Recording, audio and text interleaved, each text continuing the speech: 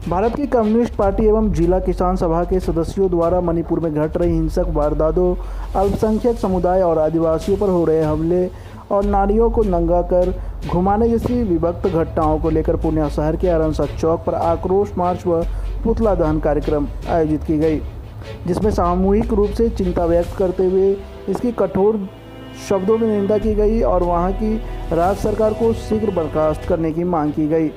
आक्रोश मार्च को संबोधित करते हुए केंद्रीय कमेटी के सदस्य कॉमरेड अवधेश कुमार ने कहा कि केंद्र में बैठी भाजपा सरकार की विभाजनकारी नीतियों के चलते आज पूरे देश गंभीर संकट के दौर से गुजर रहा है और प्रधानमंत्री विदेश घूम रहे हैं और अनगढ़ बयानबाजी कर देश को गुमराह कर रहे हैं। उन्होंने कहा कि ऐसे समय में फांसीवादी ताकतों से लड़ने के लिए किसान, मजदूर, युवाओं को आगे आना होगा और प्रगतिशील ताकतों को एकजुट करना होगा।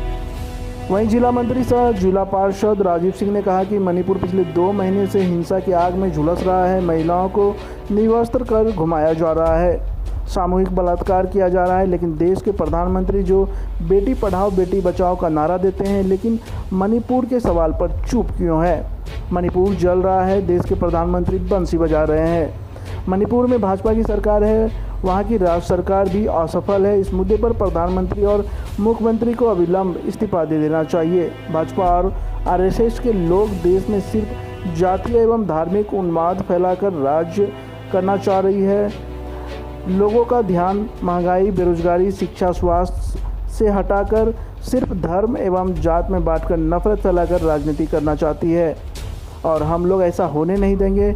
सड़क से सदन तक आंदोलन करेंगे और इस निकम्मी सरकार को उखाड़ फेंकेंगे। मणिपुर में अन्याय करना बंद करो।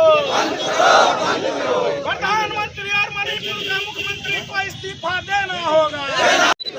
इनकलाब जिंदाबाद, इनकलाब जिंदाबाद, सीपीआईएम जिंदाबाद। मणिपुर के प्रधानमंत्री और मणिपुर का मुख्यमंत्री को इस्तीफा देना होगा।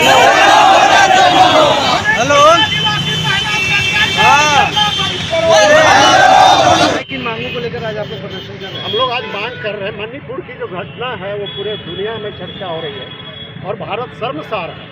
जिस तरह से महिलाओं को पूरे तरह से नंगा घुमाया गया, उनके बदनों को नोचा गया, उनके साथ सामूहिक बलात्कार की घटना घटी, ये तो बहुत बड़ा अन्याय हुआ। ये अमृत महोत्सव नहीं बल्कि वहाँ आफत काल आ गया और हम लोग ये डिमांड कर रहे हैं कि मणिपुर के जो मुख्यमंत्री हैं उनको तुरंत इस्तीफा दे देना चाहिए और अगर वो इस्तीफा नहीं देते हैं तो भारत की सरकार उसके बर्खास्त करे। और सबसे बड़ी हैरत की बात यह है, पार्लियामेंट सारा विपक्ष इकट्ठा मांग कर रहा है प्रधानमंत्री को मणिपुर की घटनाओं के बारे में विस्तृत रिपोर्ट रखनी चाहिए पार्लियामेंट में। लेकिन इतना बड़ा तानाशाह प्रधानमंत्री के लिए हम लोगों ने नहीं सोचा था। पार्लियामेंट सर्वोच्च संस्था है। एक पार्लियामेंट मेंबर होने के नाते और पार्लियामेंट के नेता होने के नाते प्रधानमंत्री की प्रमुख जिम्मेदारी बनती है कि जब संसद डिमांड कर रहा है मणिपुर की घटना के बारे में आप अपना वक्तव्य रखिए। हम बधाई देते हैं सुप्रीम कोर्ट के माननीय न्यायाधीश को, जिन्होंने अपने संज्ञान में लिया और उन्होंने हिदायत दिया इस पर कार्रवाई करो। मणिपुर की घटना चिंताजनक है, बर्दाश्त करने लायक नहीं है। तब प्रधानमंत्री 2 शब्द बोले, लेकिन पार्लियामेंट में क्यों नहीं बोलते? आज सुप्रीम कोर्ट ने कहा है, अखबारों में भी बातें आई है, जो ये लोग संविधान को लागू नहीं करना चाहते।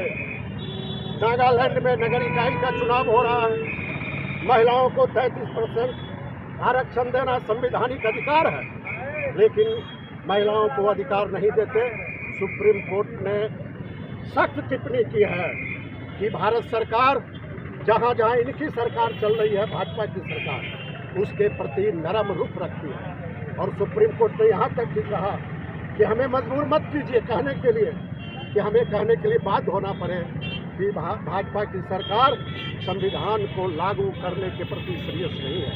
ये गंभीर सवाल है और ये सवाल पूरे देश की जनता को आज आंदोलित कर रही है और इसीलिए पूरे देश भर में पूर्णिया समेत हर जगह आज मणिपुर की जनता के साथ हम लोग एकजुटता का इजहार कर रहे हैं। हम लोग कह रहे हैं आदिवासी बहनों से, भाइयों से, आप घबराइए नहीं, न्याय के लिए आप संघर्ष कीजिए।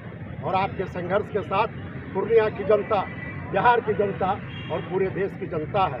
उन्हें न्याय अगर नहीं मिलती है, अगर दंगा नहीं रोका जाता, वहाँ पे 250 चर्च को समाप्त कर दिया गया, 50,000 से ज़्यादा घरों में आग लगा दी गई, 300 से ज़्यादा लोगों की हत्या कर दी गई है और कई और भी महिलाओं के साथ रेप की घटना घट रही है।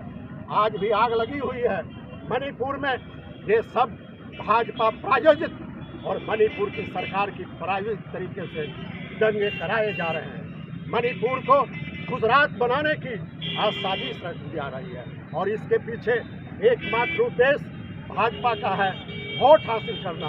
वोट की राजनीति के लिए देश में कोई भी तनाव पैदा वो करेंगे, नफरत की राजनीति को आगे बढ़ाएंगे।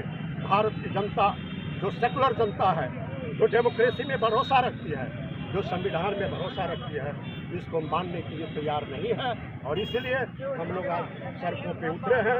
ये लड़ाई शुरू हुई है, आगे बढ़ेगी। 9 तारीख को फिर हम आएंगे और आगे इस लड़ाई को हम जारी रखेंगे। परिचय देना। अवधेश कुमार, केंद्रीय कमेटी सदस्य, भारत की कम्युनिस्ट पार्टी के लोग हैं। आज जिस तरह से मणिपुर पिछले 2-2.5 महीनों से चल रहा है और हमारे देश के प्रधानमंत्री चुप्पी लगाए हुए, मुंह से उनका एक शब्द नहीं निकल रहा है। तो आज मणिपुर में जिस तरह से महिलाओं को निर्वस्त्र करके घुमाया गया और उसके साथ बलात्कार का घटना किया गया और उसका हत्या किया गया, जो इस देश के प्रधानमंत्री बोलते हैं बेटी बढ़ाओ और बेटी पढ़ाओ, आज बेटी के सवाल पे चुप हैं।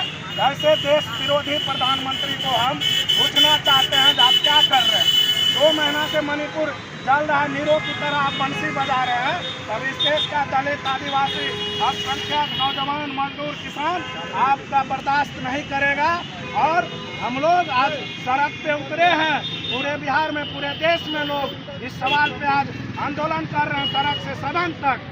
अगर इस दफा वहाँ पर मणिपुर में हिंसा को नहीं रोका गया, आने वाले समय में हमारी पार्टी और विपक्षी दल के जितने लोग हैं, हम लोग इस सवाल पे सड़क से सदन तक जोरदार आंदोलन करेंगे और इस प्रधानमंत्री को आने वाला 2024 में हम लोग संकल्प लेंगे और गद्दी से उतार के रहेंगे।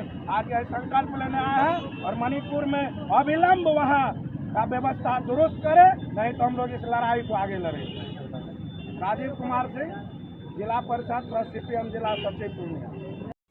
ऐसे ही खबरों के लिए करें से 24 लाइव को सब्सक्राइब, साथ ही साथ दिए गए बेल आइकन को भी दबाएं। Thank you.